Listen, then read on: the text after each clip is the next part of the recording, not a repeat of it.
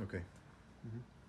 Okay, Arthur, we did take the back cover of the speedo housing off of the transmission.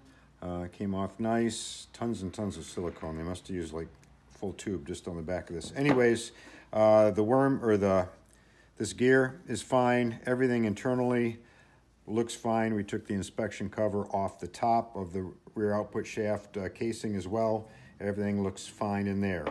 This, however, where the speedo goes into this little mechanism, this sound right here, if it were to be at high speed or rattle, sounds very similar to what that sound could have been, almost like this was loose. However, this shaft, if it was running under load or not load, as this is driving that little gear, it should not have the room to play back and forth. There is no bushing in here. There is nothing to take up that slack. I guess it's just a floating shaft in there. And once the shaft goes in here from the speedo, it doesn't put in any pressure either. So I don't know if there's supposed to be something in here or not. I couldn't find anything in the manual, but it doesn't appear. That's the sound though, that kind of a rattle sound.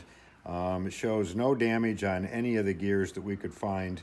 The other thing is that this sits on the shaft, which has no keyway, which I'm surprised. I guess this drives strictly by a friction fit, which seems a little peculiar, but that just slides over the shaft and turns by friction, I guess, when the nut on the end is put on.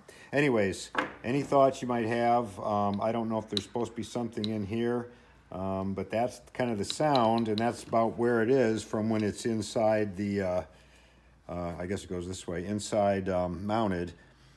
This is kind of the sound area where it's coming from. So, go. Okay, we left all the shims on the back. There's quite a few of them. The shims are determined by the preload of the main shaft, which the only way to determine that is to have this whole unit out, use a nylon rope and a scale to determine that. That determines the number of shims.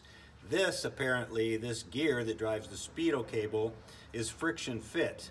There's no keyway.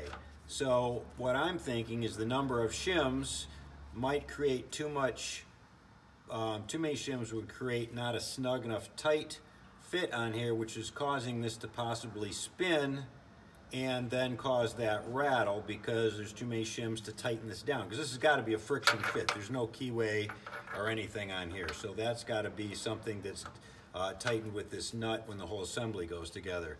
But in order to figure out how many shims, I mean, that's way beyond my pay grade. That's taking this apart using a scale and certain things, and to get this thing apart, this whole thing has to, oh my gosh, it's getting way complicated. So I find nothing broken or wrong in here that I can see, but from here on out, it's above what I'm capable of tackling or wanting to tackle with my expertise. So, but that's the only thing I can think of is that rattle is coming because of these shims or something in that line, because other than that I can't figure out anything internally or see any signs of anything wear or slop or broken. All right.